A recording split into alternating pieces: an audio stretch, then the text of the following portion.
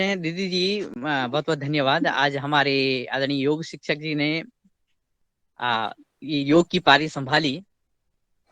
बहुत सुंदर योग कराया और अंत में सूक्ष्म व्यायाम के साथ हमें सूक्ष्म रूप से ये समझाया कि योग हमारे स्वास्थ्य के लिए कितना आवश्यक है। वास्तव में जितनी छोटी छोटी बातें हैं वो कितनी बड़ी हो जाती हैं, ये आपने दर्शाया है योग के माध्यम से आज की कक्षा से।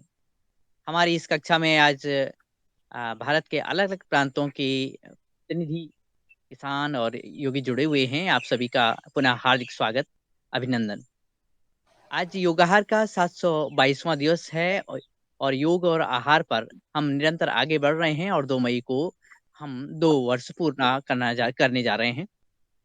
और इसी क्रम में इस मंच से लगभग 722 मुख्य अतिथि और 722 योग शिक्षक और अलग-अलग क्षेत्रों से जनप्रतिनिधि जुड़ चुके हैं।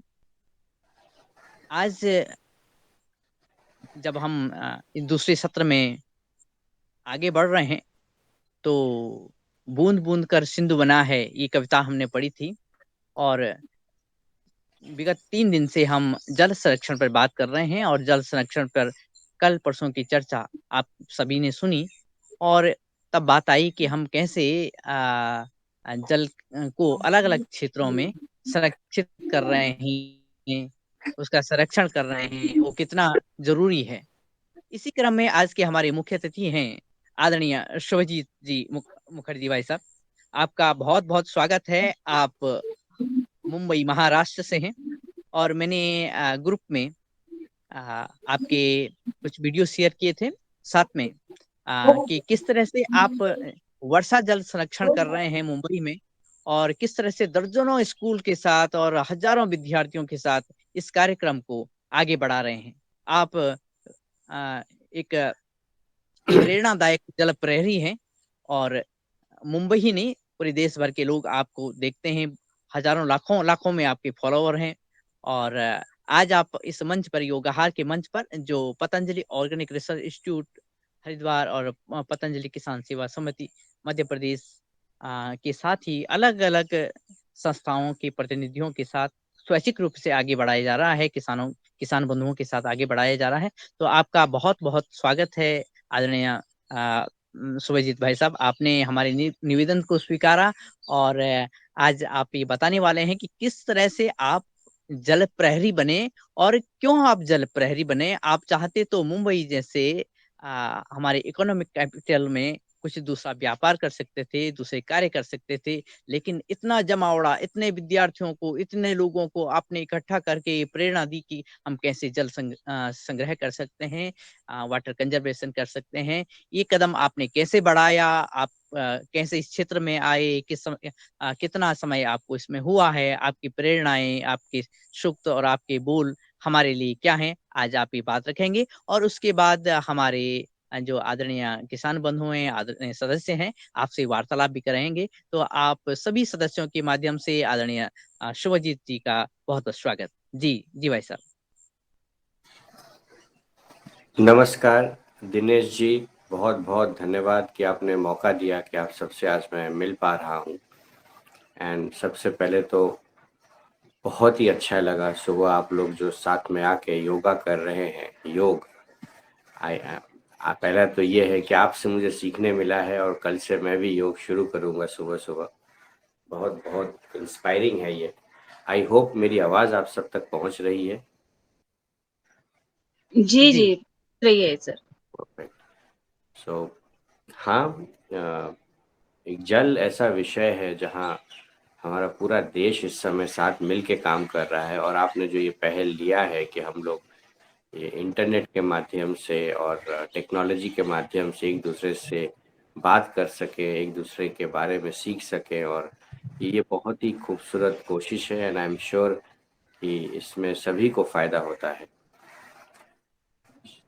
जल को लेके काम करना हम सभी को बहुत ज़रूरी है और ये बात हम बहुत अच्छी तरह जानते हैं, क्योंकि एक बार तो चाहे रोटी कपड़ा मकान जो एसेंशियल कहा जाता है वो तो बाद में आता है। ये तीनों चीज़ें अगर पानी नहीं होगा तो ना रोटी मिलेगा, ना कपड़ा रहेगा, ना मकान रहेगा।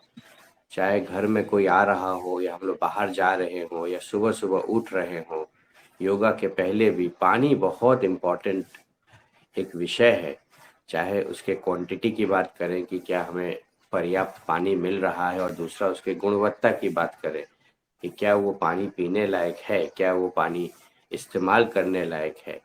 ये एक मैं बोलूँगा कि एक दुःख की बात है, या ये एक मिस हो गया होगा सभी जगह कि पानी के विषय में हम लोगों ने आज तक अपनी ज़िंदगी में उतना उतना गहराई से, उतना सीरियसली हम लोग इसके बारे में नहीं सोचे हैं, जिसके कारण चाहे बाल झड़ने की समस्याएं हो, चाहे पेट खराब होने की समस्याएं हो, चाहे स्किन एलर्जी की प्रॉब्लम हो, दुनिया भर की समस्याएं पानी से ही जुड़ी रहती है।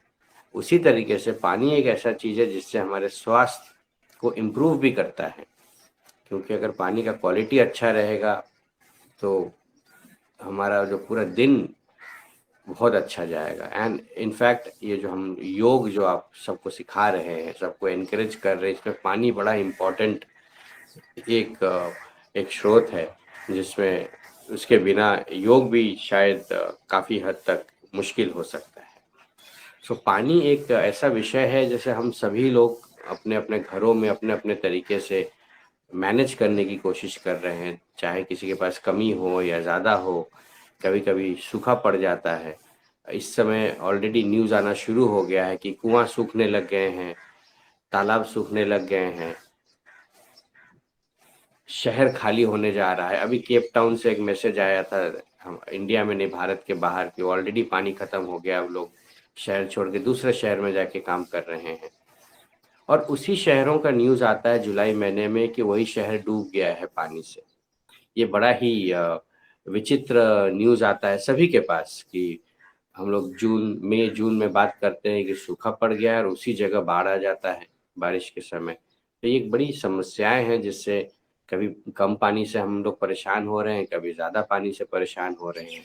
यही समस्याएं हमारी भी है, और आई एम श्योर हम लोग आज जितने भी हमें जुड़े हुए हैं उनको भी किसी न किसी रूप से पानी उनके जीवन में एक इम्पोर्टेंट विषय है। एंड सभी लोग अपने अपने तरीके से पानी के बारे में सोचते हैं और उसको उसको अच्छे तरीके से मैनेज करने की कोशिश करते हैं। तो मैंने भी वही कोशिश की है। मैं रहता हूँ शहर में, एंड धीरे धीरे जितने भी गांव हैं, गांव में पानी का टेक्निक क्या होता था पहले, इनफैक्ट आज भी है कहीं कहीं, कि तालाब होता था अपना अपना, अपने कुएं होते थे और उसी का पानी निकाल के हम लोग पीते थे। शहर में दूसरा सिस्टम रहा है। शहर में कभी भी कुएं के ऊपर, उसको मेंटेन करने के ऊपर, तालाब को मेंटेन करने के ऊपर कभी भी उतना फोकस नहीं किया गया है, बल्कि पाइप वाटर सिस्टम शहरों में इंट्रोड्यूस किया गया था ताकि लोग पानी को ले आने में जो समय जाता है उसको थोड़ा कंट्रोल किया जा सके। इनफैक्ट ये अक्सर हम लोग फोटो देखते हैं कि एक राजस्थान में एक महिला मटका लेके जा रही हैं घर के लिए पानी लेने के लिए। तो एक जब लोग जब छोटे होते हैं तो आपने शायद नोटिस किया होगा कि एक छोटा बच्चा अपना छोटा मटका लेके जाता है, अपने लिए पानी लाता है। जब जब वो थोड़ी बड़ी हो जाती है, जब शादी का समय आ जाता है तो वो बड़ा मटका हो जाता है।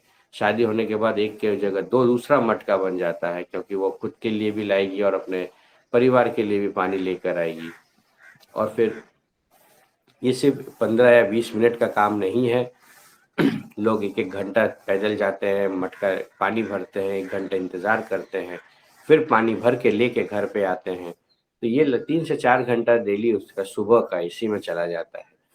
फिर जब बच्चे हो जाते हैं तो एक छोटा मटका और आ जाता है उसके सिर पे रखने के लिए। तो 3-3 मटका कैरी करने की जो एक प्रथा चली आ रही है। और फिर जब बुढ़ापा आ जाता है तो भले ही छोटा और मटका कम हो जाए, लेकिन एक मटका जिंदगी भर उसके सिर में जरूर रहता है, उठाना पड़ता है। ये है गांव की समस्याएं।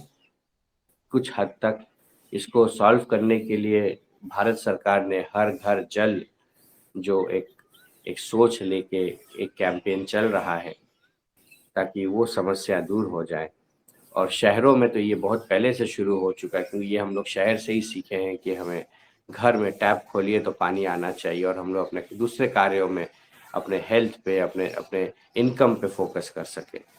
लेकिन ये एक बात सबसे इम्पॉर्टेंट है कि हम लोग टैप लगाने से पानी नहीं आता है, चाहे मैं गांव में हूँ या शहर में हूँ। पानी आता है अगर हमारे पास पानी रहे। हमारे पास वैसे बड़े बड़े तालाब होने चाहिए, हमारे पास वैसे डैम होने चाहिए, या जो सबसे अच्छा क्वालिटी का पानी माना जाता है वो है भूजल, ग्राउंड वाटर। ज़मीन के अंदर उतना पानी होना चाहिए कि हम लोग टैप में उसको पंप करके प्रोवाइड कर सके। लेकिन जो हालत है, हम लोग हर जगह से सुनने आता है पूरे देश भर में कि पानी ख़त्म हो गया है, हमारे बोरवेल में पानी नहीं है, हमारे कुएं सूख चुके हैं। तो टैप लगाने से तो पानी नहीं आएगा। मेन यही है कि चाहे सरकार हो या स्वयंसेवी संस्थान हो या इंडिविजुअल्स, आप मैं, हम लोगों को एक सोचना पड़ेगा कि हमारे ज़मीन के अंदर वो पानी रहे, या हमारे तालाब में वो पानी रहे, या हमारे नदियों में वो स्वच्छ जल रहे जिसको हम लोग इस्तेमाल कर सकें।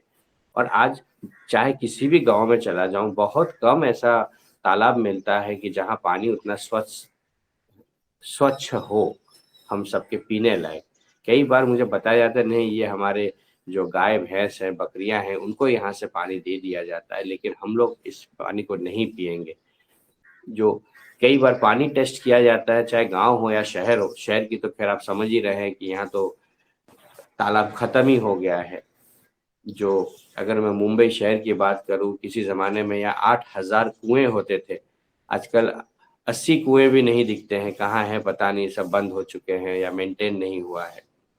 तो जल स्रोतों के कमी के कारण, जल स्रोतों, एक तो हमारा पॉपुलेशन बहुत बढ़ गया है, तो जल स्रोतों का जो कमी है इसको दूर करने के लिए जो गवर्नमेंट जो ये पहल कर रही है, जल जीवन मिशन के अंतर्गत जल शक्ति अभियान, तो इसी से प्रेरित होके, और एक चीज़ और हमने बहुत देखा है कि हर चीज़ को लोग इतना कमर्शियलाइज कर देते हैं, हर चीज़ में इतना लाख रुपया लगेगा, इतने हज़ारों रुपए लगेंगे, कि चीज़ों को अगर हम इतना महंगा कर देंगे तो लोग भाग जाएंगे, लोग उसको पसंद नहीं करेंगे। और हर बार ये हो जाता है कि एक्सपर्ट आके बताएगा, वो बताएगा कि क्या करना है क्या नहीं करना है। तो इसी चीज़ को माइंड में रखते हुए हमने खुद बहुत सारा रिसर्च किया, पिछले 10 साल का रिसर्च है इसमें। एंड ये कोशिश किया है कि चीज़ों को, 3 चीज़ें हैं, एक है चीज़ों को सस्ता बनाया जाए, जल संचय को कितना सस्ता किया जा सकता है, दूसरा कितना आसान किया जा सकता है, तीसरा लोगों को ये बताया जाए कि ये सस्ता भी है, आसान भी है, एंड ये आप खुद कर सकते हैं, ज़रूरी नहीं है कि आप किसी एक्सपर्ट का इंतज़ार करें। तो जब ये 3 चीज़ साथ में मिल जाते हैं तो एक जन आंदोलन सक्सेसफुल होता है और लोगों को इसका फ़ायदा मिलता है, और जब लोग जुड़ जाते हैं तो रिजल्ट मिलता है। आपको सुन के बहुत अच्छा लगेगा।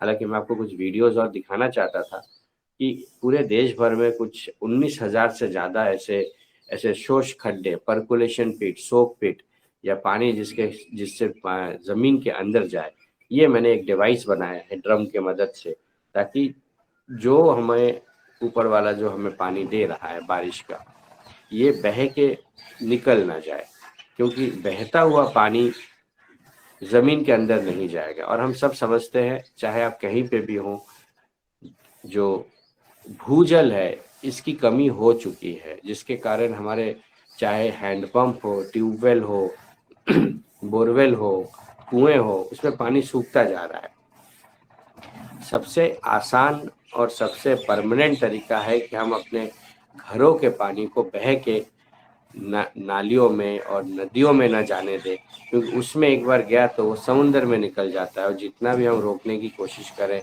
नहीं रुकता है।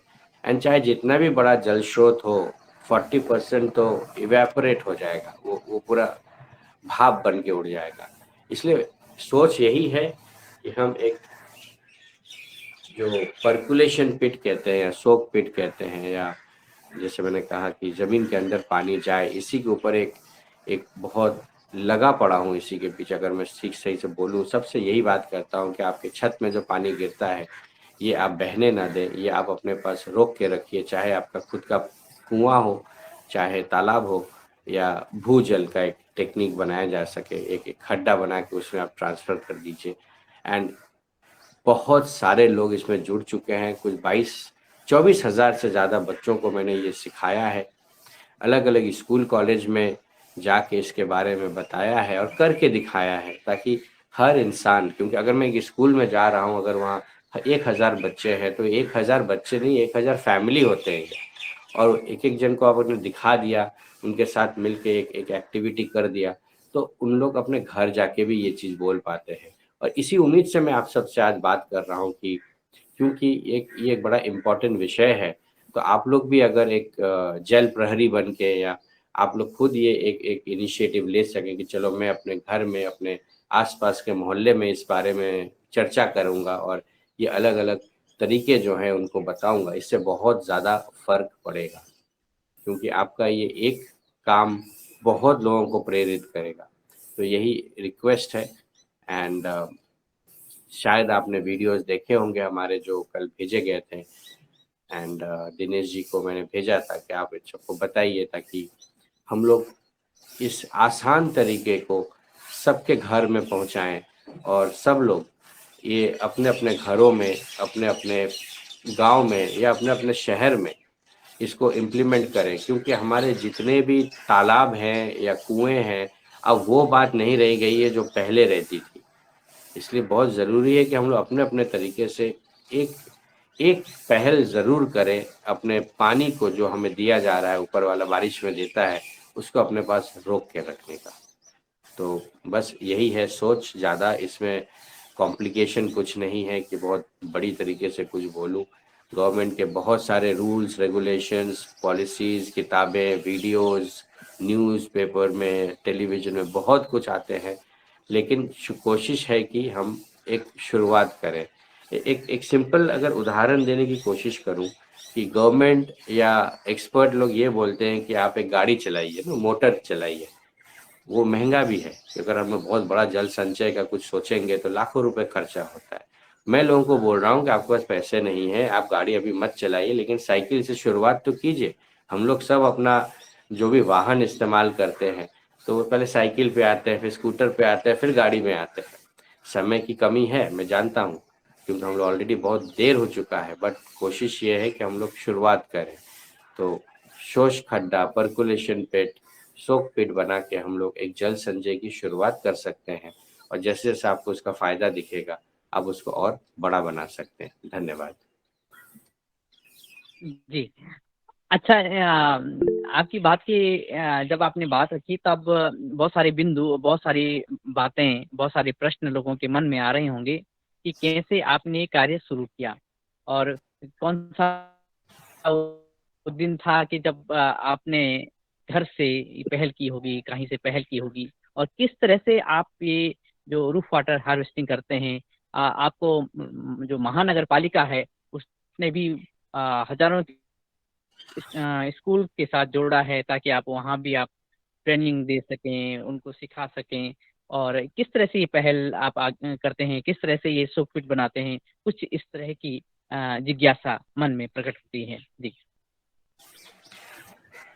देखिए, ये एक ऐसी सोच है जो हम सभी के दिमाग में आती है कि जब गर्मी का मौसम है, जैसे ये अभी समय अप्रैल ख़त्म हो रहा है और मई महीना शुरू हो रहा है, लोगों को पानी की दिक्कत होना शुरू हो जाती है। वही मेरा भी सिचुएशन है कि मैं अपने घर में जहाँ रहता हूँ, मुंबई में, पानी की कमी के कारण हमारे बहुत सारे समस्याएं शुरू हो जाती है।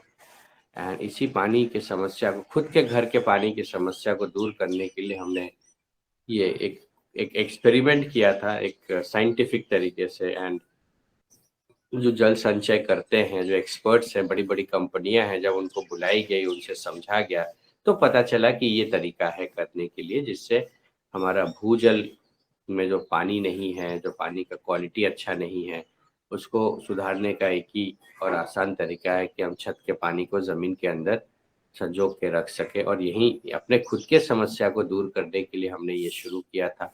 और बड़ा ही मैजिक के तरह दिखा कि जब हमने अपने छत के पानी को डाइवर्ट किया अपने बोरवेल के आसपास और ज़मीन के आसपास, और गार्डन भी सूख रहा था, तो जब हम लोग जो घर में नहाते हैं पानी या कपड़ा धोते हैं, उस पानी को भी हमने गार्डन में जब फ़िल्टर करके यूज़ करना शुरू किया, तो एक ये समझ में आ गया कि ये एक बात तो है, बड़ा ही आसान है, और एक बार का ही मेहनत है, एक बार कर लिया, ज़्यादा खर्चा भी नहीं, उसमें किस तरीके से हम खर्चा कम कर सकें उसके बारे में हर इंसान सोचता है। चाहे अपना बड़ा सोसाइटी हो या एक गाँव हो या एक इंडिविजुअल किसी का घर हो। तो देखा कि हाँ, ये बड़ा ही अच्छा तरीका है और फिर आस-पड़ोस वाले भी पूछने लगे कि भाई आपके तो पानी की समस्या ही नहीं है, आपने ऐसे कैसे सॉल्व कर लिया? तो ये जब हमने करना शुरू किया, लोगों को बड़ा अच्छा लगा, न्यूज़पेपर वगैरह में आ गया कि देखो, ये इन लोग रहते हैं, इनको पानी की समस्या दूर हो गई है। तो जब न्यूज़पेपर में आने लगा तो लोग पूछने लगे भाई हमें भी बता दो, तो तब वीडियो वगैरह बना के लोगों को बताने की कोशिश की गई, जो काफ़ी जगह वायरल भी हो गई, लोगों को बड़ा पसंद आया।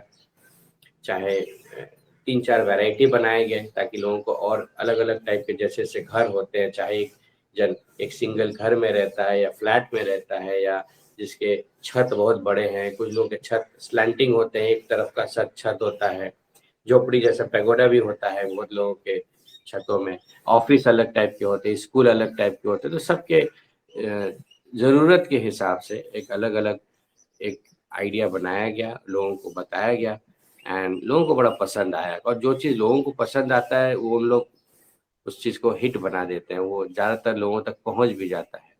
तो बस यही तीनों चीज़ कोशिश की गई थी जो मैंने पहले भी बोला, चीज़ों को सस्ता रखूँ, आसान कर दूँ और लोगों तक पहुँचाऊँ। यही तीनों चीज़ करने की कोशिश की और बहुत लोगों को पसंद आया ये काम। तो बस यही है छोटी-सी कोशिश।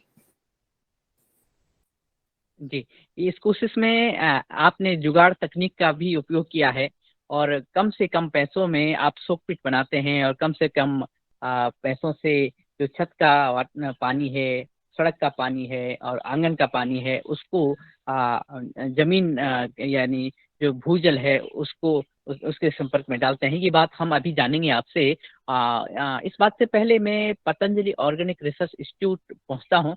वहाँ पर हमारे आदरणीय श्री पवन सर जी हैं, वो सीजीएम हैं और हमें इस कार्यक्रम के लिए मार्गदर्शन करते हैं और इनकी कार्य भी रहे हैं जल संरक्षण के क्षेत्र में। तो मैं उनसे आह्वान करता हूँ कि कृपया शुभजीत जी से वार्तालाप कीजिएगा। जी दिनेश जी, धन्यवाद। और आज के हमारे मुख्य अतिथि शुभजीत जी का स्वागत है। आप बहुत अच्छे तरीके से आपने जो कार्य किया है, बिल्कुल एक जल योद्धा की तरह, तो उसके लिए आपको बहुत बहुत बधाई। और अ, इस काम से जो लोगों को प्रेरणा मिली और जिन्होंने अपने अपने क्षेत्रों में अपने हिसाब से काम करना शुरुआत की है, उसके भी प्रयास अब हमें भी मालूम होगा तो हम भी अपनाने का प्रयास करेंगे अपनी स्थिति के अनुसार। और निश्चय ही ये जो जल के संरक्षण का कार्य है, इसमें थोड़ा सा कार्य मैंने किया कई वर्ष पहले, जो स्वजल के नाम से एक कार्यक्रम चला। उसमें कार्य करने का मौका मिला पर्वतीय क्षेत्रों में और कुछ एक गांव को पूर्ण रूप से उनकी वाटर बजटिंग करते हुए और उनकी पाइपलाइन के माध्यम से, रूफ वाटर हार्वेस्टिंग के माध्यम से, इनफिल्ट्रेशन टैंक के माध्यम से उनकी समस्या का समाधान करने का प्रयास किया। कुछ जगह पर प्रयास बहुत अच्छे रहे, कुछ जगह पर कठिनाइयां हुई, झगड़े हुए, लड़ाई झगड़े होते हैं ग्रामीण क्षेत्रों में, इस तरह की समस्याएं रहीं। और ये शुरुआती दौर था ये पानी के बचाने के संरक्षण से संबंधित, पानी और स्वच्छता के ऊपर ये जो कार्य था। तो लेकिन कुछ अप्रत्याशित चीजें भी सामने आई कि पानी की पाइपलाइन है और पानी बहुत कम आता है क्योंकि स्रोत में पानी कम है। तो पानी लेकिन 15-20 जो परिवार थे, बड़ी ऊंचाई वाली जगह थी, वहां तक ये पहुंच जा रहा था। लेकिन हमने बीच में सोचा कि रूफ वाटर हार्वेस्टिंग करके फायदा होगा। तो मतलब वो हमारे लर्निंग एक्सपीरियंस है, मैं उसको क्रिटिसाइज भी नहीं कर रहा हूँ। और एक सोसाइटी किस तरह से जीती है और मानव का किस तरह से अपने चीजों को करते हैं। तो rain water harvesting tanks 2000-3000 litre के बना दिए गए और चूंकि वो ग्रेडियंट पर था ये गांव के परिवार, तो उसमें अब मानव की जो वो रहती है, वो चीजें सामने आई जो कि अप्रत्याशित थी कि रेन वाटर हार्वेस्टिंग टैंक तो बन गए, लेकिन जो पाइपलाइन का पानी जा रहा था उसको भी कुछ लोगों ने अपने टैंक्स में डाल दिया। तो उसका दुष्प्रभाव ये रहा कि जो अंतिम छोर पर व्यक्ति थे, वहां तक ये पानी नहीं पहुंच पाया। तो हमारे लिए तो बिल्कुल अप्रत्याशित था कि अच्छा काम किया हमने या इससे नुकसान हो गया। इससे तो अंतिम छोर पर रहने वाले को जो पानी पाइपलाइन के माध्यम से भी मिल पा रहा था, वो भी नहीं मिल पाया। तो हमने अच्छा किया या नहीं किया, इस पर हमारा चिंतन रहा और लर्निंग एक्सपीरियंस रहा।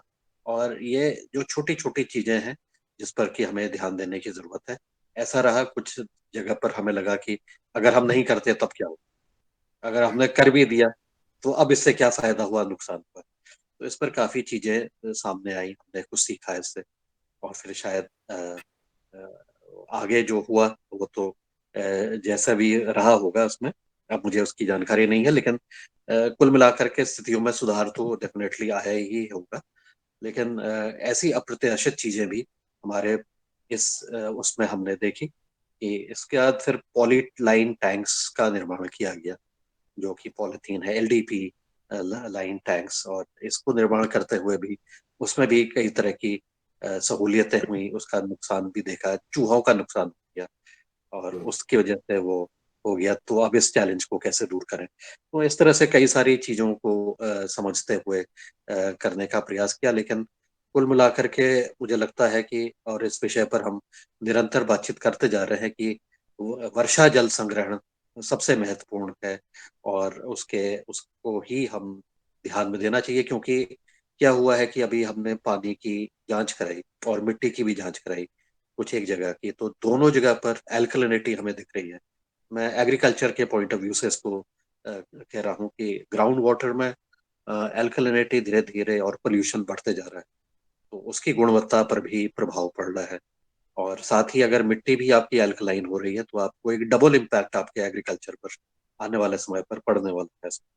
पानी भी अल्कलाइन, मिट्टी भी अल्कलाइन, तो वो एल्कलिनिटी सैलिनिटी की तरफ बढ़ेगा, उसकी उत्पादकता भी कम होगी। इस विषय पर हमारे इस मंच के माध्यम से हम जैविक खेती को बढ़ावा दे रहे हैं। लेकिन मेरा एक प्रश्न है जिसको मैंने ढूंढने का प्रयास किया है, मुझे सफलता नहीं मिली है। ये है कि ग्राउंड वाटर में एल्कलिनिटी को कैसे रिड्यूस किया जाए। क्या केवल रेन वाटर हार्वेस्टिंग करके ही, उसका डाइल्यूशन करते ही हम उसको कम कर सकते हैं, या इसके अलावा और क्या तरीके हो सकते हैं।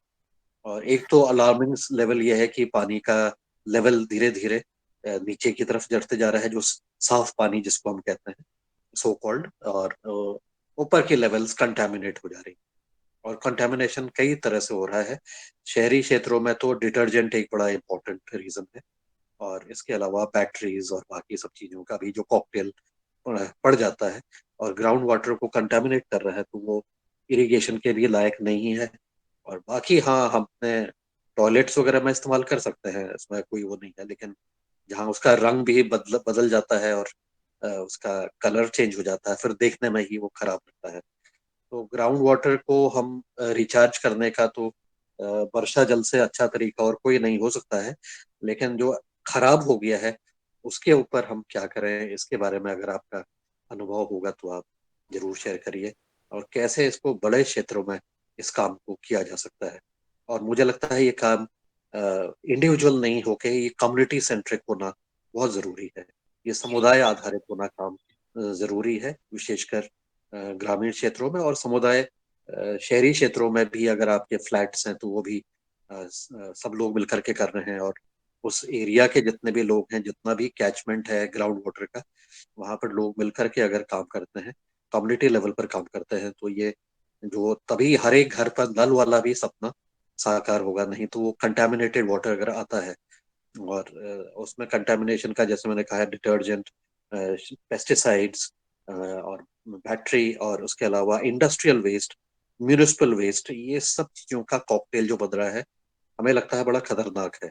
और इससे जो है ना, हमें मालूम ही नहीं है कि उसका सोर्स क्या है, ओरिजिन क्या है पोल्यूशन का, क्योंकि सब चीजें मिल जा रही।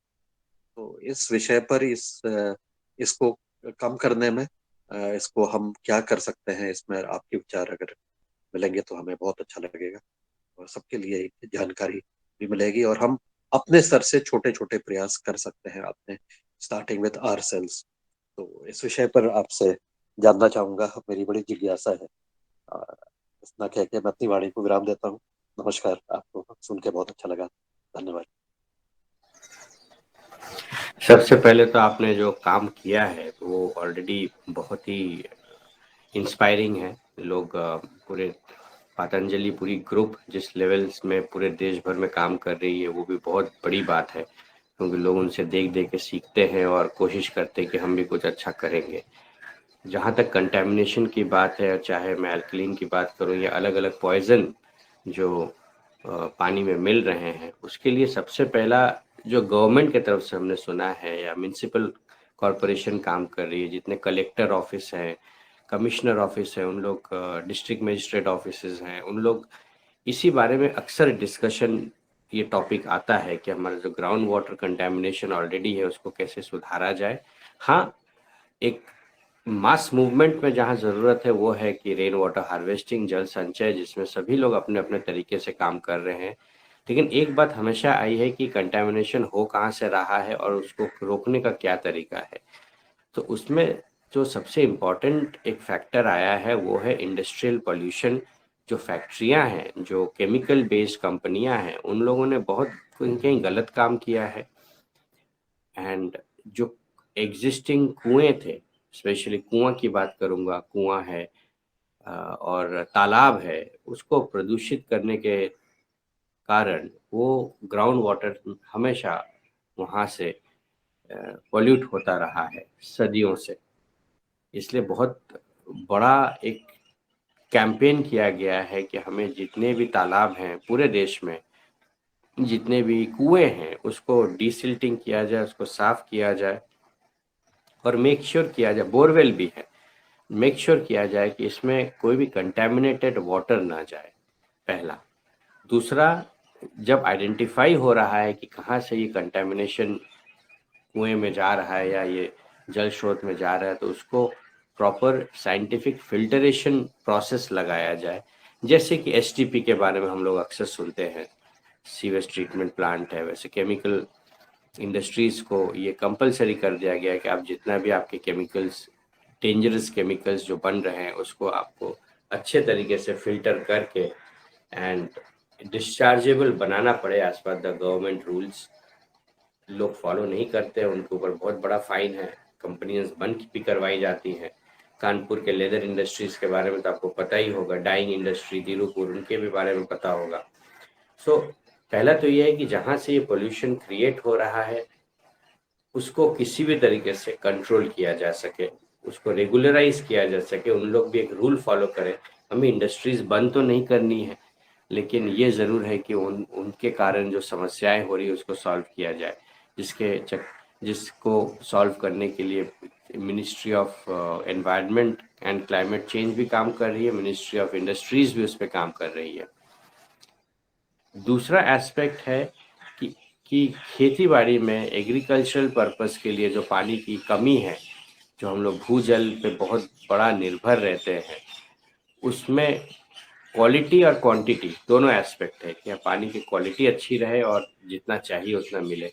उसको इम्प्रूव करने के लिए तो जल संचय हो ही रहा है, लेकिन ऐसे बहुत सारे म्युनिसिपल अथॉरिटीज़ हैं जो या ग्राम पंचायत है जिन लोग वाटर फिल्टरेशन पे भी काम कर रहे हैं।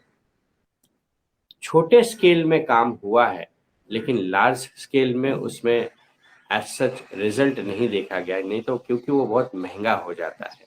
फैक्ट्रियों को ज़रूर बोला गया है कि आप अपने पानी को दोबारा इस्तेमाल कीजिए, पानी को जो भी आपको दिया जा रहा है आप जल संचय करके भी क्रिएट कीजिए। बहुत लोग तो हवा से भी पानी बना रहे हैं, लेकिन ये फैक्ट्रियों में हो सकता है।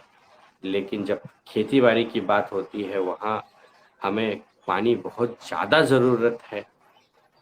उस ज़्यादा पानी को मैनेज करने के लिए एक ही तरीका है कि या तो हम अपना क्रॉप सिस्टम को चेंज करें, थोड़ा बहुत जो पैडी बेस्ड हम लोग अक्सर कहते हैं, चावल, गेहूँ, कॉटन, शुगर केन, इन सब का खेती कम करें और मिलेट्स जैसे ईयर बनाया गया है, मिलेट्स पे फोकस करें। ऐसे पेड़ों पे फोकस करें जो थोड़ा बहुत कम पानी में भी हम ग्रो कर सके, ताकि पानी का रिक्वायरमेंट भी पहले कम हो। बट हाँ, जो आपने बात कही है कि हमें जो पानी की आपूर्ति, जो क्वालिटी पानी की ज़रूरत है उसको इम्प्रूव करना बहुत ज़रूरी है और उसकी कमी है। ये कमी सब लोग जानते हैं, लेकिन अभी तक इसका लार्ज स्केल उपाय नहीं मिला है। कई जगह डैम्स बनाए गए हैं, चेक डैम बनाए गए हैं, छोटे-छोटे बांध बनाए गए हैं, नए-नए तालाब बनाए गए हैं एंड पॉलीथीन लगा के भी हम लोग तालाब बनाते हैं, बट वो बहुत ज़्यादा उपाय, उसको बहुत अच्छा सॉल्यूशन नहीं माना जाता है, क्योंकि उसमें पानी की कमी तो रहती ही है। बट ये बहुत बड़ा विषय है जिसमें सभी लोग सोच रहे हैं, सब लोग अपना-अपना कुछ न कुछ तरीका निकालते हैं, लेकिन जो लार्ज स्केल तरीका चाहिए वो अभी तक आया नहीं है। वो बहुत बड़ा कंसर्न है, इसीलिए लोग सोच रहे हैं कि इसमें क्या किया जा सके। क्योंकि हम कितना पानी ट्रीट करेंगे? खेती में जो पानी अपना लग जो हमें बताया गया है कि 80% पानी जो हमारे देश का है वो खेती में ही इस्तेमाल होता है, बारिश का पानी। तो उस पानी को जब तक हम अच्छे से ट्रीट नहीं कर पाएँगे तब तक काम नहीं हो पाएगा। सिर्फ़ बारिश के समय जो खेती होती है, बारिश हो रही है, खेती कर रहे हैं, उस पे निर्भर होके हम लोग पूरा देश को तो आगे बढ़ा नहीं सकते। बट हाँ, ये आपने जो एक विषय बोला है, ये बहुत बड़ा कंसर्न है और अभी तक इसमें कुछ लार्ज स्केल सॉल्यूशन नहीं आया है, जिस पे लोग काम कर रहे हैं। जी, धन्यवाद, धन्यवाद आपको। सॉल्यूशन ढूँढते रहना हमारा ध्येय जी रहेगा कि ढूँढते रहें आपने इसको आगे। बिल्कुल, बिल्कुल। आप दोनों महानुभावों के मध्य में जो वार्ता हुई वो ऐसी दिशा की तरफ जा रही है जिसमें कल हमारे इसी वार्ता में एक रेगुलर और सीनियर सदस्य डॉक्टर विनोद भट्ट जी कह रहे थे कि अपने अपने हिस्से का पानी हम बचाएं, अपने अपने हिस्से का पानी पॉल्यूशन फ्री करें, तो संभवतः इसमें कुछ समस्या समाधान हो सकता है। जैसे आदरणीय शुभजीत सर ने कहा है कि चाहे इंडस्ट्री हो या फिर हमारा फार्मिंग सिस्टम हो, उसका इको सिस्टम हो, अगर सबका इको सिस्टम सुधर जाए तो जल और जीवन का इको सिस्टम भी सुधर सकता है और ये हम पॉल्यूशन फ्री और ये जो जहर मिल जाता है पानी में उसका स्टोरेज भी हम जहर जहर से फ्री कर सकते हैं। और कल के उन्हीं के शब्दों के साथ में डॉक्टर विनोद भट्ट सर को निवेदन करता हूं कि आज सोहजीत सर आए हुए हैं और बहुत अच्छा कार्य कर रहे हैं। आपकी वार्ता के बाद वो बताएंगे किस तरह से उन्होंने जुगाड़ तकनीक अपनाई है, लेकिन पहले डॉक्टर भट्ट सर जी।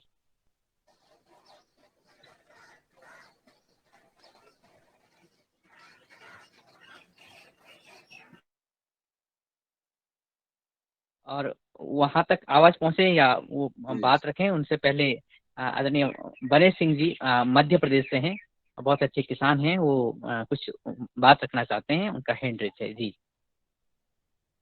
जी, प्रणाम सभी की सदन के सभी लोगों को, आज के हमारे मुख्य अतिथि जी को। जल संरक्षण की बात जो चल रही है वो किसी एक देश या एक प्रदेश के नहीं है, पूरे ब्रह्मांड की यदि हम बात करें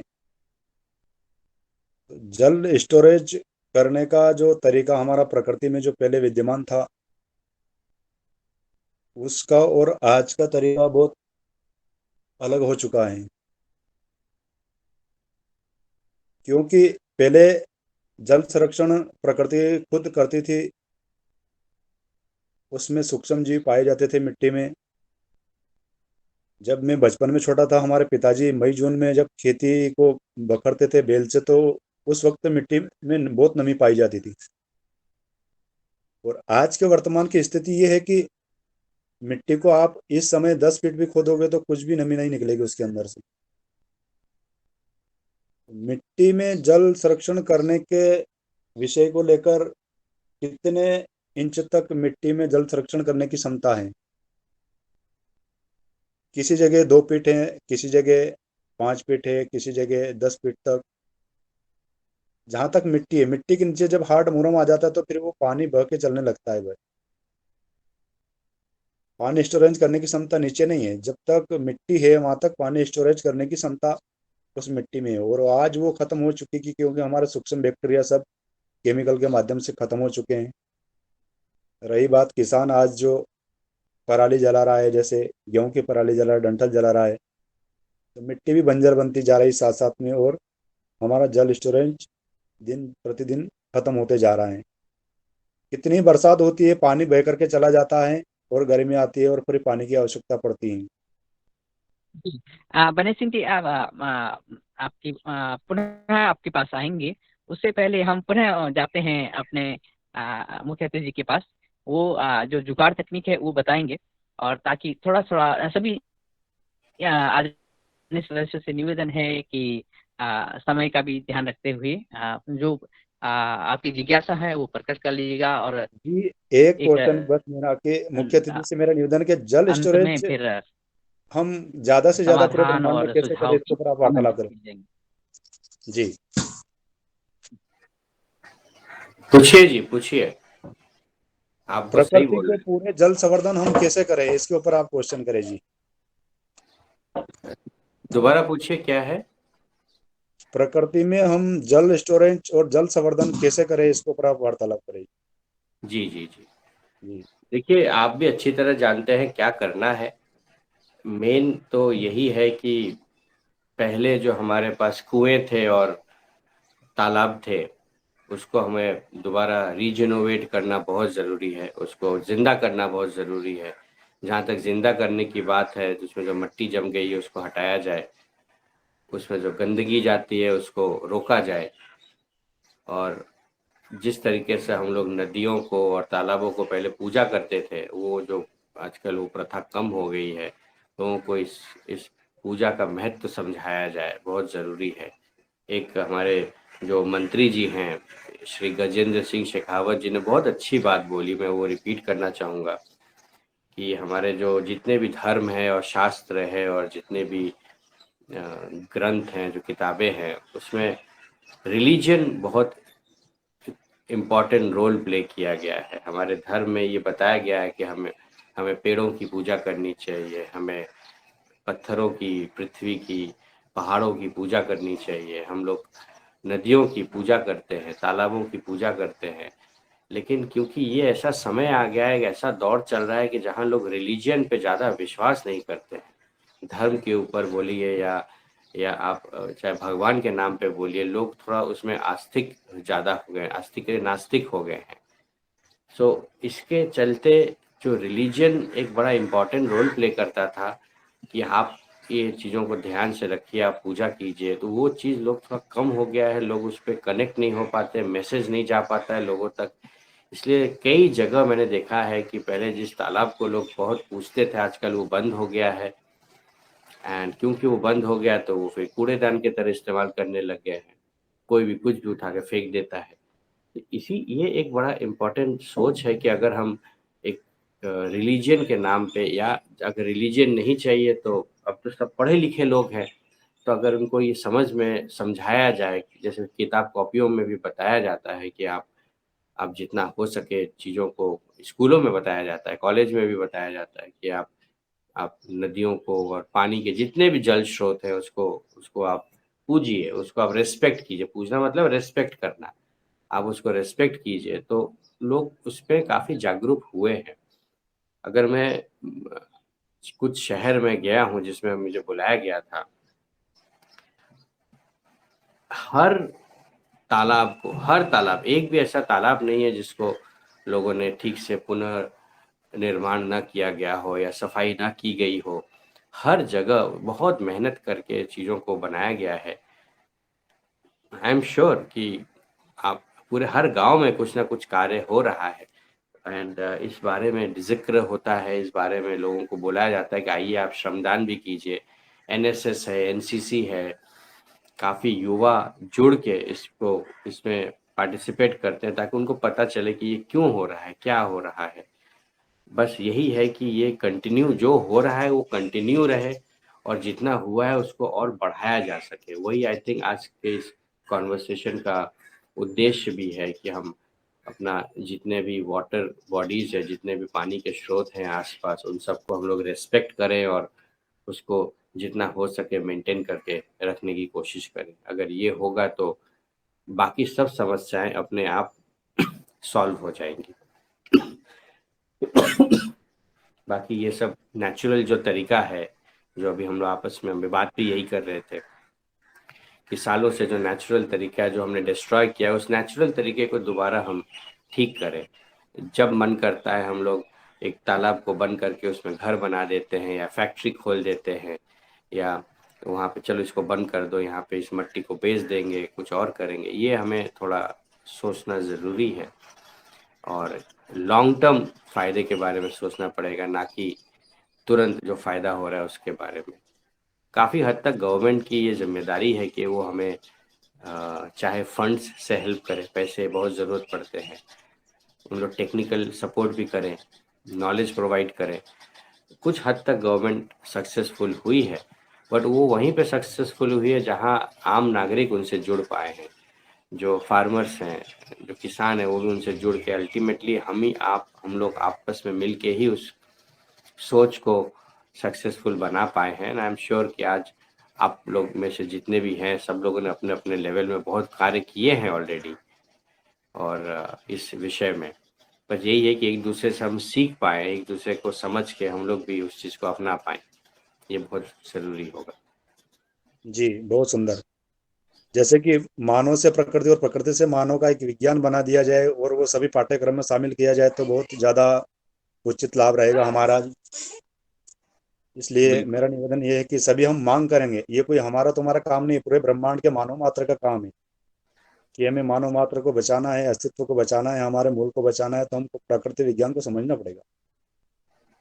जी बिल्कुल, धन्यवाद। बिल्कुल। जी कुछ हद तक पढ़ाई हो रही है, कहीं, जी लेकिन जिस लेवल पे चाहिए, जितना घुस के चाहिए उतना नहीं हुआ है अभी तक। मतलब बस वही है कि बच्चे पढ़ लेते हैं कि हाँ भाई ये 5 नंबर का सवाल आएगा, बट वही विषय को अगर बड़ा कर दिया जाए और 100 में से 5 नंबर की जगह अगर 25 नंबर का कर दिया जाए, तब तो इसी में लोग एक्सपर्ट हो जाएंगे। तो बस जी वही है, जी नंबर गेम है यहाँ पे भी। जी, बहुत सुंदर।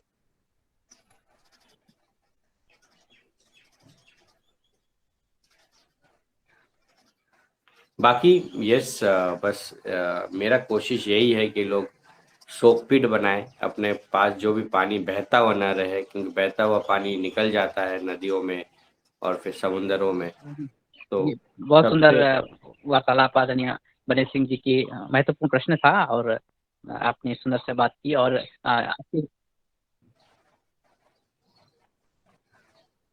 बिल्कुल।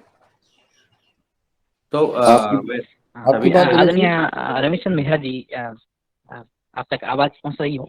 आप अ, अ, जी जी जी आदरणीय, हम पहुंच रहे हैं मध्य प्रदेश और आदरणीय मुनीलाल जी भाई साहब जो अ, हमारे इस कार्यक्रम को आगे बढ़ाने के लिए पूरी मेहनत करते हैं और इन्होंने शुरुआती दौर में कार्य को आगे बढ़ाया है।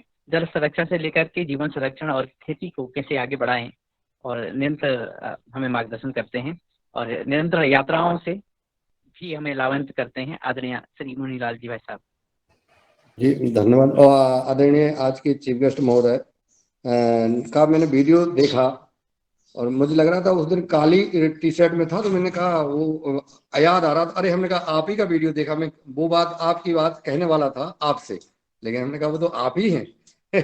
जो देखा आपने सरल तरीके से जो बताया कि गड्ढा खोद कर पत्थरों को डाल दो, उसमें कोई भी लागत लगाने की जरूरत नहीं है। ऐसा हमारे आज मेरे मन में आया कि हमारा जो खेत है, क्योंकि हम किसान हैं, हमारा खेत का पानी जहाँ बहता है वहाँ गड्ढा खोद कर 4x3 का गड्ढी खोद कर उसमें पत्थर डाल दें, ऊपर से मिट्टी डाल दें, तो पानी आएगा उसमें संग्रहित होता जाएगा, तो खेत का पानी खेत में रहेगा और जहाँ कुआं है, हमारे बोरवेल हैं, उनका जल स्तर बढ़ जाएगा।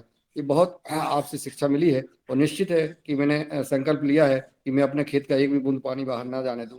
इसके लिए मैं जगह जगह गड्ढे करा करके और इसका संचय करूंगा। आपने स्कूल के छात्रों में का जो किया है, बच्चों को जो शिक्षा दी है, बच्चे जो है चूंकि भारत का भविष्य हैं और उनके मन में जो आ गया, तो निश्चित है कि जो है आने वाले समय में हमें, क्योंकि जल की जो आपके द्वारा और विद्वान जनों द्वारा जल की उपयोगिता बताई है और जल का स्तर जो बताया है, हम मैंने अभी हैदराबाद जाके कान्हा शांति वन में देखा दास जी के द्वारा कि उन्होंने लगभग 1,500 एकड़ में एक भी बूंद पानी बाहर नहीं जाने दिया। इतने तालाब बनाए, पूरा जमीन का पानी संचय करके तालाबों में दिया है, तालाबों में संग्रहित किया है, और पाइप लाइन के माध्यम से, नाली के माध्यम से पूरा उन्होंने पहाड़ भी बनाए हैं, मिट्टी के पहाड़ बना दिए पत्थरों पर। जहाँ 400 फुट गहरा पानी था, वो 25-30 फुट का ऊपर स्तर आ गया है। तो अगर हाँ पानी शांति का आना बन अगर अपन डालेंगे गूगल पर हार्टफुलनेस,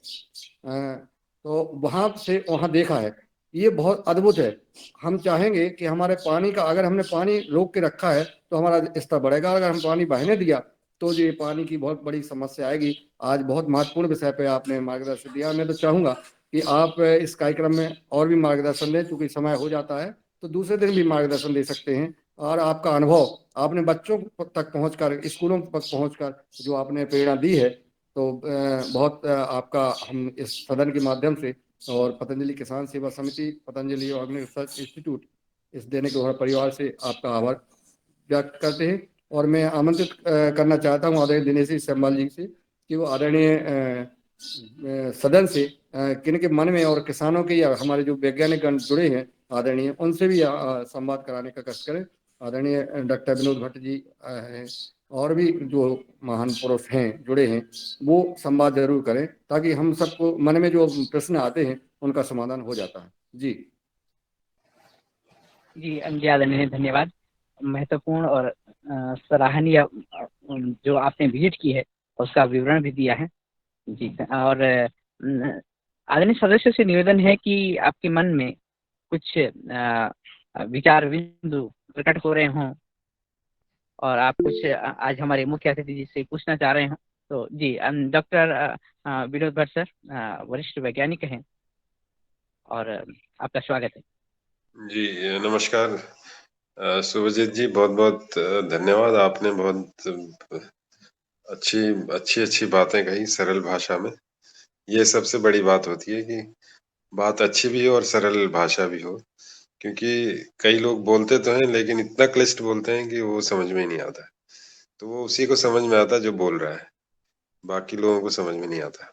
तो मेरा असल में मेरा मानना है कि हमारे लोग जो हैं अपने बच्चों को संस्कार देना भूल गए, और यही कारण है कि हम जो पानी का जो हमारा कल्चर था वो धीरे धीरे खत्म होता गया।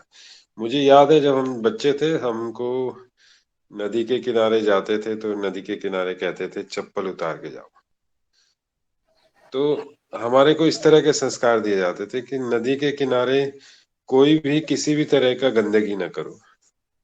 और आज जो है, आज हमारी कुछ सरकार की भी विफलता है कि वो जो नदी के किनारे जो, और कहते थे कि 500 मीटर या 500 मीटर पहल उससे के नजदीक जो है कोई किसी तरह का हैबिटेशन ना हो, क्योंकि नदी कब गुस्सा हो जाए उसका कोई भरोसा नहीं, क्योंकि प्रकृति वो नदी कब कोर्स बदल दे अपना, तो उसका कोई ठिकाना नहीं है। तो वो सारी चीजें जो जो हमको सिखाई जाती थी बचपन में, वो हमारी सरकार को नहीं सिखाया जा सका।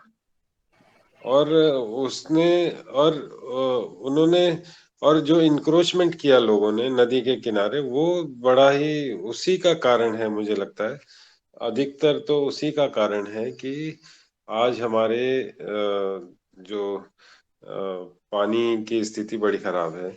मैं हरिद्वार में एक बार इन पंडा लोगों के साथ मीटिंग में बैठा था। हमने एक यात्रा की थी गंगोत्री से गंगा सागर। तो उस दौरान हमने जगह जगह लोगों को अवेयर करने की कोशिश की थी कि भाई आप जो है अपने हिस्से का पानी साफ रखिए। जो आप भी कह रहे थे कि आपके वीडियो में है कि छोटा सा एक गड्ढा बना दीजिए। तो हमने यही कहा था कि अपने घर से, अगर आपके घर का जो घर से अगर जो बाहर पानी निकल रहा है अगर वो साफ निकलेगा, तो निश्चित रूप से वो गंदगी नहीं फैलाएगा। तो वो, और उसमें क्या है, उसमें केवल गंदगी नहीं फैलाएगा, वो बीमारियों का भी कारण है। बहुत सारी बीमारियों का कारण है। वहाँ मच्छर पनपेंगे, वहाँ कई सारी चीजें होंगी और उसकी वजह से ये सारी समस्याएं होंगी। तो मुझे तो लगता है कि हमें जो है पुनः जो आप कर रहे हैं, बच्चों में संस्कार लाने की आवश्यकता है। और क्योंकि अब तो हम जैसे लोग तो बदलने से रहे, हमारे दिमाग हमारे तो अब बदलना बहुत मुश्किल है। और हम सोचें भी बदलने की, तो वो मेरे ख्याल से जिस तरह से देखिए, अभी मैंने देखा है कि पिछले 7-8 सालों से जैसे स्वच्छता के प्रति लोगों का रुझान आया है। मैं जब देखता हूँ कई जगह रिमोट में भी जाता हूँ, तो बच्चे भी देख रहे हैं कि भाई कूड़ा जो है अब डस्टबिन में डालिए। तो ये थोड़ा सा ये अब जब तक ये संस्कार दोबारा से वापस हमारे बच्चों में नहीं आएंगे, तो तब तक ये संभावना जरा मुश्किल है।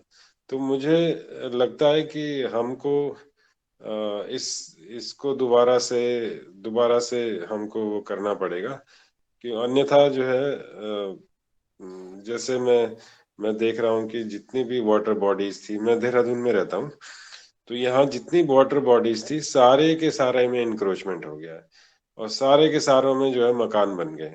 और वो जबकि अगर आप पुराना मैप देखें तो उसमें वाटर बॉडी साफ है, लेकिन अब कोई पूछने वाला नहीं, क्योंकि सब मिली मिली भगत है, और मिली भगत से जो है सारा ये हो गया है।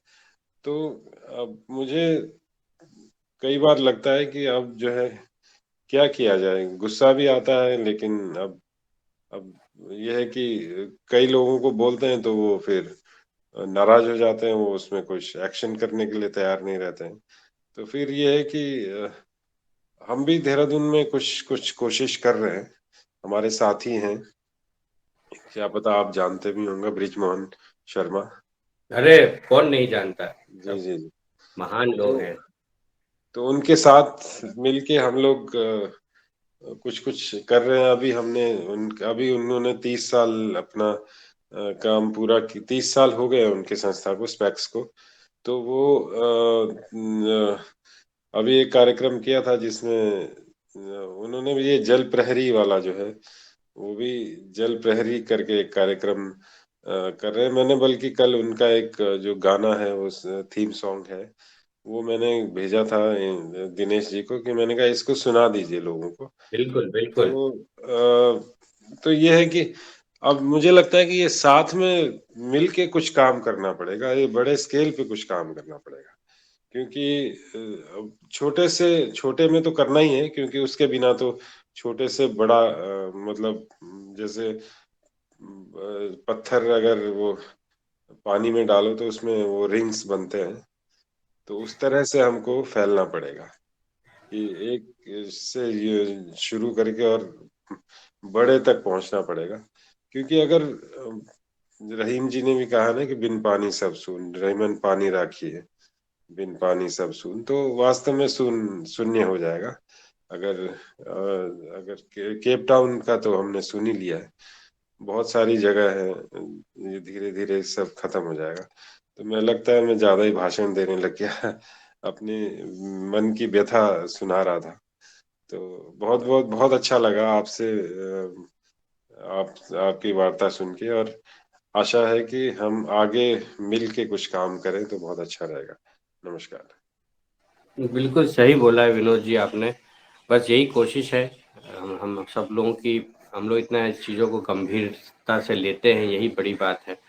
मैं रिक्वेस्ट करूँगा कि ये जैसे मैंने खड्डे बनाए हैं, अगर मेरे पास थोड़े बहुत फंड्स हैं, अगर इसके इस्तेमाल करके हम आपके साथ भी कुछ कर पाएँ, तो मुझे मेरे लिए भी एक अच्छा लगेगा कि हमने कुछ किया।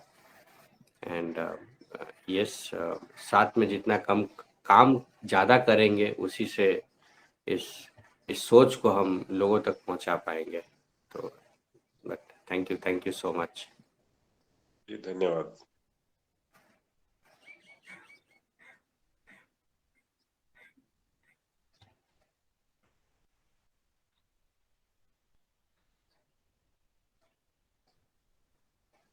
जी,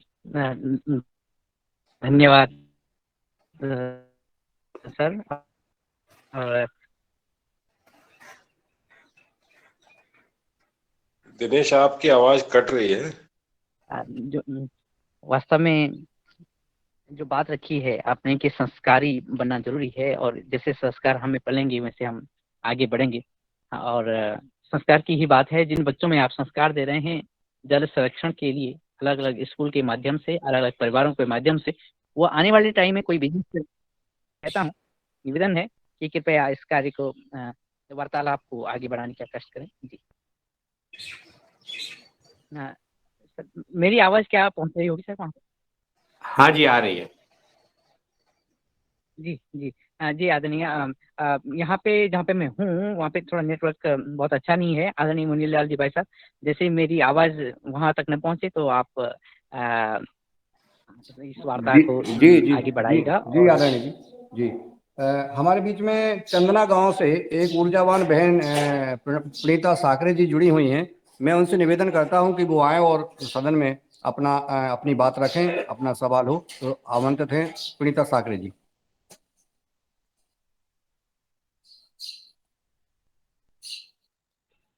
जी प्रणाम जी सभी को।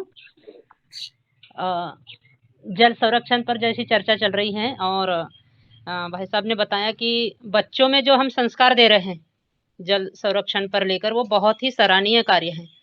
और हम भी चन्ना गांव में यही प्रयास कर रहे हैं कि ज़्यादा से ज़्यादा संपर्क हम लोग का भी, विशेष करके मैं जहाँ तक प्रयास करती हूँ कि विद्यालय के बच्चों में ये संस्कार आए। इसीलिए हर समय लगभग सप्ताह में, 15 दिन में, महीने में ऐसे जो प्रमुख प्रमुख बिंदु है जिस पर ये भावी अपने देश के जो कहना चाहिए ऊर्जावान कार्यकर्ता बनेंगे, भारत के भाग्य विधाता कह सकते हैं इनको, ये हमारा भविष्य है।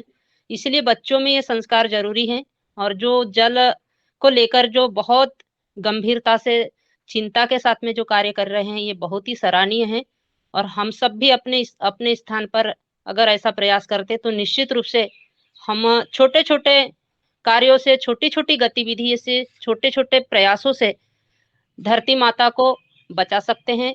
और जल का अपव्यय, मतलब उसका कहना चाहिए कि फिजूल खर्च ना हो, ऐसे प्रयासों से हम जल संरक्षण कर सकते हैं। बहुत ही सराहनीय है ये, और बहुत अच्छा मार्गदर्शन मिला आदरणीय भाई साहब आपसे। और पुनः हमारी ऊर्जा जरूर, हम फिर से स्फूर्तिवान बनेंगे और फिर से अपने क्षेत्र में ऐसे प्रयास करके जल संरक्षण पर कार्य करेंगे। विशेष करके बच्चों को लेकर आपका अभिनंदन है और मुझे बोलने का अवसर दिया। आप सभी का सादर वंदन, प्रणाम। धन्यवाद बहन जी। और सदन में जैसा कि आदरणीय डॉक्टर विनोद भट्ट जी ने बोला है और आदरणीय हमारे चीफ गेस्ट महोदय ने, मेरे मन में एक बात आती है। जब मैं छोटा था तो मैंने देखा कि जब हमारी माताएं बहनें के शिशु बच्चा होता था तो सबसे पहला कदम जो है जब वो उठाती थी, घर से बाहर निकलती थी, तो कुआं पूजन होता था, तालाब का पूजन होता था, नदी नालों का पूजन होता था। उनके इतनी मर्यादा थी कि कहीं, जैसा अभी आपने कहा है, हमारे आदरणीय पवन सर जी ने बताया है, इनका तालाब, नदियों को और जल स्रोतों को के पास कोई कपड़े पहन के मतलब बहुत इतना सम्मान, देवता ईश्वर के रूप में 5 जो है, जो पंच तत्व हैं, आकाश, धरती, वृक्ष, हमारी प्रकृति, हमारी अग्नि, ये सब भगवान है, इनकी पूजा होती है हमेशा, हर व्यक्ति मानता है। लेकिन आज हमारा जो विदेशी संस्कृति और विदेशी शिक्षा जो हमने दी है, ये हम सब, हमारे युवा और हम जो भूलते गए हैं, बच्चे भूल गए थे कि हमें पानी की भी पूजा की जाती है, जल स्रोतों की भी पूजा की जाती है, ये भूल गए थे। आज वैदिक शिक्षा बोर्ड का जो गठन परम पूज्य स्वामी रामदेव जी महाराज जी, परम सिद्ध आचार्य जी के मार्गदर्शन में हुआ है, भारत सरकार ने किया है, इसमें हम सारी शिक्षाओं को जो है सम्मिलित किया जा रहा है, और जिससे निश्चित है कि हमारे देश में परिवर्तन आएगा। और पुरानी ऋषि और किसी परंपरा, भगवान राम के, कृष्ण के राज्य में हम सबकी पूजा करते थे। गंगा जी का उन्होंने नाव जब मंगाई, गंगा जी का पूजन किया, हर चीज उन्होंने, समुद्र का पूजन किया, समुद्र से रास्ता मांगा, हर चीज जो है पहले हमारे पूर्वजों ने बताई है, लेकिन हमने ये सब भूल गए थे, जिसके कारण हमें यह झेलना पड़ रहा है। अब हम चाहेंगे कि चाहे वो दैनिक उपहार कार्यक्रम का माध्यम से हो या अन्य जहाँ मीटिंग होती है, सम्मेलन होते हैं, हमारे समाज में बैठक होती है, चर्चाएं होती है, वहाँ हमें पानी बचाने की जरूरत है। हम कितना पानी प्रयोग कर रहे हैं, वो कहाँ से आता है, हमने बचाया कितना है। हम घर में गेहूं लाते हैं, पूरा 1 वर्ष का इंतजाम करके रखते हैं, हम लकड़ी ला के रखते हैं, लेकिन आपने पानी ला के रखा क्या? नहीं। आपने पेड़ लगाए क्या? नहीं। ये सोचने की जरूरत है। आप जो है धरती माता का सिर्फ जो है खनन कर रहे हैं, ले रहे हैं, उनको दे क्या रहे हैं। अगर आप इंतजाम नहीं करेंगे तो आने वाला समय क्या होगा। और हम जब कहीं जाते हैं तो इतना ज्यादा पानी बर्बाद करते हैं नहाने धोने में या उपयोग करने में, जो व्यर्थ होता है, उसका भी हमें ध्यान रखना चाहिए। और सदन में और भी कोई हमारे भाई बहन अगर कोई सवाल करना चाहते हैं तो मैं सम्मान के साथ आमंत्रित करता हूँ, वो हैंड रीच कर दें या अपना अनम्यूट करके बात रखें। और हमारे एक बालाघाट की ऊर्जावान बहन कल्पना खोटले जी भी सदन में जुड़ी हुई हैं। ये क्योंकि बहनें को इसलिए आगे आना चाहिए, जैसे रंजना जी दैनिक उघाड़ कार्यक्रम में बढ़ चढ़ के हिस्सा ले रही हैं और अपनी लगन के साथ काम कर रही हैं। बहनों में लगन होती है, बहनें आगे आएंगी तो निश्चित है कि हमारे देश की स्थिति बदलेगी। मैं कल्पना जी को आवाज दे रहा हूँ, वो आए और वो भी अपनी बात रखें। ओम, सभी को प्रणाम। ओम। जैसे कि मैं सुन रही थी अभी, बहुत ज़्यादा तो नहीं सुन पाई, लेकिन जितना भी सुनी हूँ तो ये जल के ऊपर जो चर्चा हो रही है बहुत सराहनीय है। और सारे विषयों को लेके जो हमारा योगार कार्यक्रम हो रहा है, इसके लिए तो सच में हम हृदय से आभारी है सभी को।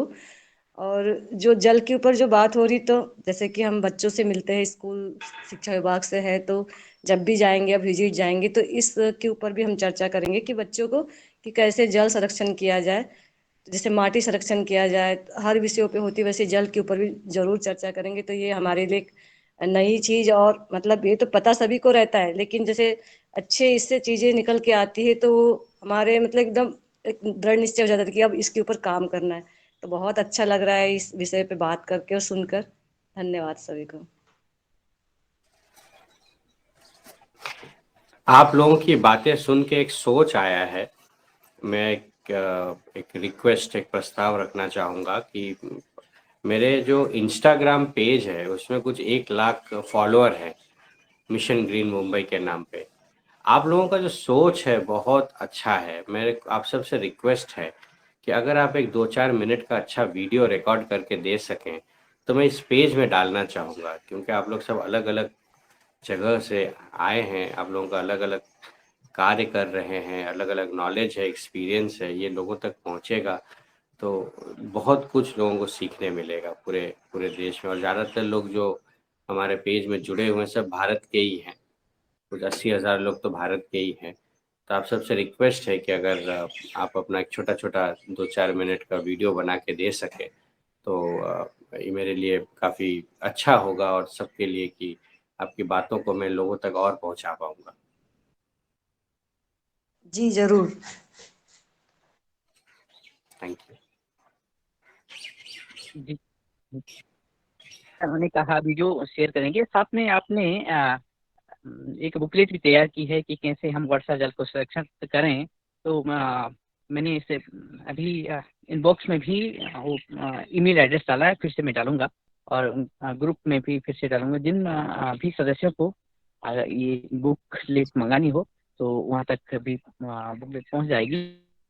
आदरणीय और दिनेश सर जी, आदरणीय जी मंजुला जी जी जी ग्रुप में नंबर शेयर कर दीजिए सर का। हाँ, मैं ग्रुप में नंबर शेयर करूंगा। हाँ, ये है कि उनकी व्यस्तता तो बहुत रहती है और अगर उनकी आज्ञा है तो फिर मैं शेयर कर सकता हूँ। बिल्कुल, बिल्कुल। व्हाट्सएप में हमेशा मैं जी अवेलेबल हूँ और जी आपका वीडियो आप मुझे व्हाट्सएप में भेज दीजिएगा, मैं वो ज़रूर पोस्ट करूँगा और आपको वो अगर और इंस्टाग्राम पे है तो टैग कर दूँगा। जी जी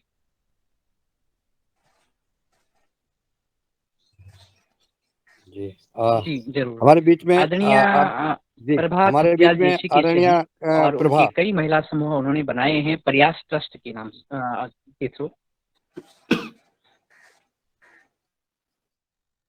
धन्यवाद दिनेश जी, और धन्यवाद भैया, और हमारे आज के मुख्य अतिथि, आपका बहुत बहुत आभार। और जो ये हमारी जल की जो व्यवस्था है, इसके देखते मन बहुत खराब होता है। हमारे आसपास कितना जल बेकार होता है, और इस पे कुछ करने का तो बहुत मन आता है, लेकिन समझ में नहीं आता कि कहाँ से शुरुआत करें, कैसे लोगों को समझाएँ। बहुत मुश्किल काम भी लग रहा है और ऐसे अगर काम में लग जाओ तो बहुत मुश्किल भी नहीं है। बहुत से संगठनों से इस तरह बात करके और मैं चाहूँगी कि मैं भी इस कार्यक्रम में पूरी कोशिश करूँगी जुड़ने की और आपका मार्गदर्शन चाहूँगी, किस तरह से, कहाँ से, कैसे शुरुआत करें। और जैसे अभी बात आ रही थी कि हमारा जो जल है वो बहुत पूजनीय होता है, तो हमने भी देखा है अपने गाँव घरों में, बचपन से हमने देखा है कि किस तरह से जल की पूजा होती है, इसकी स्वच्छता किस तरह से रखी जाती थी पहले, किस तरह से इसमें परहेज रखा जाता था बहू-बेटियों का।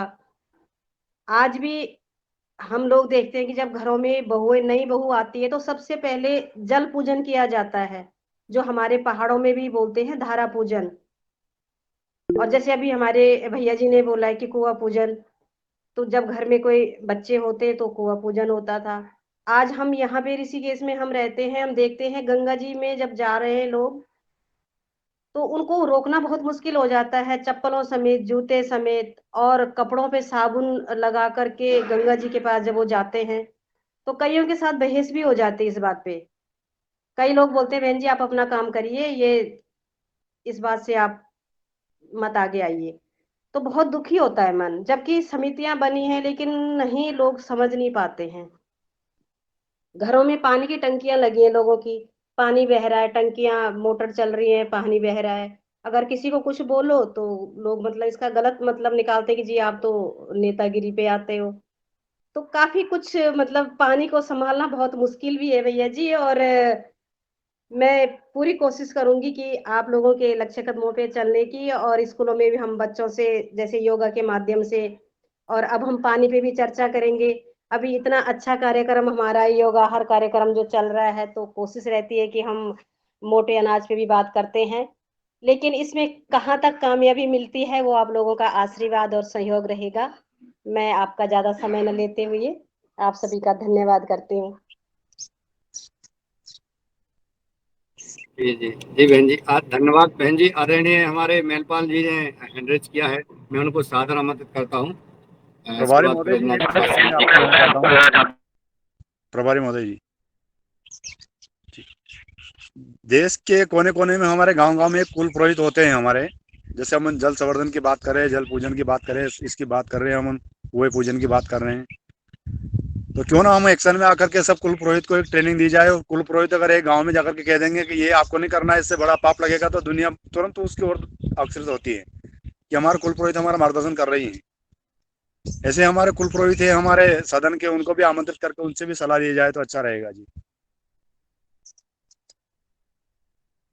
आदरणीय जी, मैं 1 मिनट बोलना चाहूँगी। जैसा कि आदरणीय दीदी ने कहा कि बहुत कठिन कार्य है, ये कठिन तो है, परंतु हम अपने जहाँ रहते जिस स्थान से अगर सोच लें कि ये गलत हो रहा है तो हमें आवाज़ उठाना चाहिए, मेरा परम कर्तव्य है। मैं छोटा-सा एक उदाहरण बताना चाहूँगी अपने गाँव का। यहाँ आए दिन आदरणीय भाई साहब जो बसें रुकती हैं, तो बस के जो ड्राइवर रात में रुके, सुबह उठे तो पीने के पानी जो हैंडपंप है अपने गाँव में लगे, तो उनके उस हैंडपंप के पानी से बस धुला करते थे। और ये लगातार लंबे समय से ऐसी एक प्रक्रिया चल रही थी और उनकी मनमानी। इतना पानी का फिजूल खर्च करते थे कि लोग देखकर बोलते थे कि ये क्या है? लेकिन सामने आकर बोलने वाले लोग तैयार नहीं। बोलते तो थे कि ये गलत है। हमने शाखा की बहनों के माध्यम से ये तय किया कि कल इन्हें बोलना है। भई ये सब चीज़ें हम नहीं देख सकते, हमें गलत लग रहा है तो गलत लग रहा है। भाई साहब उनसे हमने बोले कि भैया ये पीने का पानी है, बस धुलने के लिए नहीं है। तो आज के बाद सुनो, ये सब चीज़ें बंद होना चाहिए, फिजूल पानी का खर्च नहीं होना चाहिए, ये हमें बर्दाश्त नहीं होगा। और नहीं सुधरेंगे तो फिर आप आगे क्या होगा उसके लिए ज़िम्मेदार आप स्वयं रहेंगे। भाई साहब हम कह सकते हैं कि आज हमारे चंदना गाँव में जो हमने पहल शुरू की और विरोध किए, तो आज ये सब फिजूल खर्ची पानी का नहीं हो रहा है। बस मोटरसाइकिल धुलने पर भी हमने रोक लगाई कि जितना पानी का खर्च करना है उतना ही कर सकते हैं, फिजूल नहीं करेंगे। ये हमें बिल्कुल बर्दाश्त नहीं है और आज हम सुधार की ओर है। हमारे गाँव में इस चीज़ को माने और सभी ने गंभीरता से लिए और हमने सार्वजनिक मंच से जैसे दुर्गा उत्सव होती है, तो उस मंच के माध्यम से भी हमने ये संदेश समाज तक पहुँचाने का प्रयास किए और आज हम कह सकते हैं कि हम सफल हैं। धन्यवाद। जी बहुत बहुत धन्यवाद आदरणीय बहन जी। गलत का हमें विरोध करना चाहिए। अगर हम सहते रहेंगे तो ये हमें निश्चित है, और बहनें जिस कार्यक्रम को आगे काम को ले लेती हैं वो काम निश्चित है प्रगति करता है। आपके पुरुषार्थ को नमन। आदरणीय मेनपाल जी को मैं सादर आमंत्रित करता हूँ कि वो आए और वो अपना सुझाव सदन में प्रस्तुत करने का करें। सदन को मेरा प्रणाम और आज के हमारे मुख्य अतिथि को भी मेरा प्रणाम, जो जल संरक्षण पे उन्होंने चर्चा की। तो मैं यही कहना चाहूँगा कि हमारा जो शरीर बना है वो 70% जल से ही है हमारा, तो हमें जल बचाने का प्रयास करना चाहिए। और अब बहन जी ने बताया कि अगर हम ये सहते रहेंगे, अगर आवाज नहीं उठाएंगे, तो ये जल ऐसे ही वो बहता रहेगा, बर्बाद होता रहेगा, और आने वाले टाइम में जल की इतनी समस्या आ जाएगी कि हमें पीने का जल प्राप्त नहीं होएगा शरीर के लिए। तो देखो, एक दिन तो सभी को आवाज उठानी ही पड़ेगी इस पे। अगर आवाज नहीं उठाएंगे तो कोई इसका फायदा नहीं। और बात अब एक बहन जी ने बताया कि जो भाई साहब ने पुरोहित, जो इनको हमें हमारे सदन में जोड़ा जाए, उनसे कुछ वार्तालाप कराई जाए, तो उनसे ज्यादा हमारे जल बचाने में ज्यादा वो होएगा। क्यों, जो आजकल हवन करवाते हैं और करवाते हैं, पुरोहित क्या कहते हैं, जो भाई जल के अंदर ये डाल दो, तो कचरा हो गया, कपड़े हो गए, लत्ते हो गए, कुछ बर्तन हो गए और हो गया, तो वो जल के अंदर डालते हैं, इसलिए हमारा जल उससे दूषित होता है।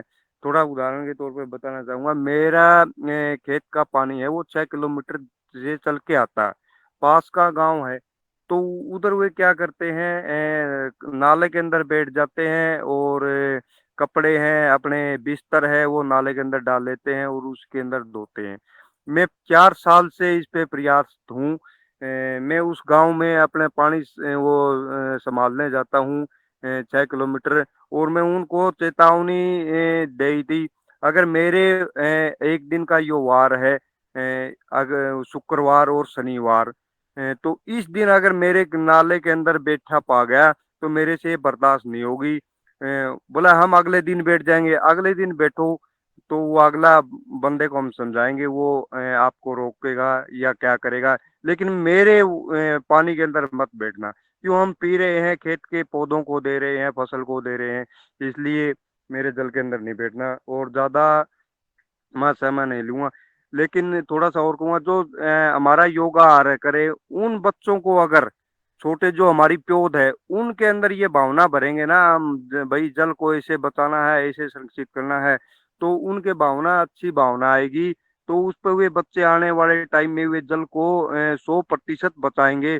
और स्कूल में अगर टीचर को ये बात बताएंगे, थोड़ा सा 10-15 मिनट का समय निकालकर आप जल संरक्षण पे बात करें, तो और भी इससे बेहतर होगा। मैं ज्यादा सदन का समय न लेते हुए सभी को प्रणाम, धन्यवाद।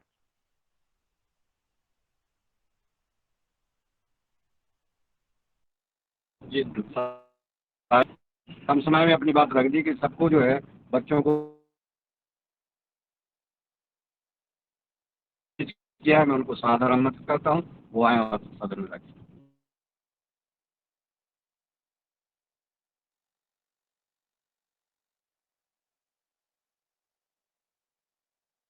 जी, मेरा माइक में आवाज नहीं आ रही थी, आपने मुझे बोले?